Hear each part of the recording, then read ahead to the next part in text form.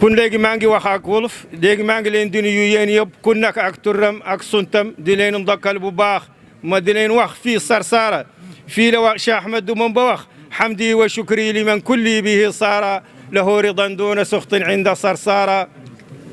له ثنائي ورضواني بلا سخط متقاد لي من بني ديمان أنصارا لله كلي لدى آبار مكرمة منها ارتحلنا وفيها جم من زارا إن الذين إلى صرصار قد قصدوا زيارتي فارقوا الدارين أو زارا ñaan boobu mu ngi sax ba alaaxira incha allahu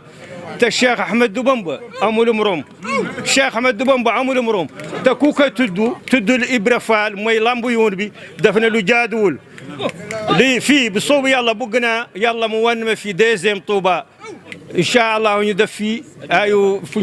fu ñu jàngale alquran incha allah fii daañu ko sax fii daa ngeen fi gis ayu xew-xewal yu bari parce que Cheikh Ahmadou Bamba bokkul ak wali yuy des parce que Cheikh Ahmadou Bamba affaire am day gën a feeñ ñeneen ñi seen karaama day ànd ak ñoom dama leen di wax koo xam ne may naka yàlla tawfiq mu taxaw fii na sant yàlla bu baax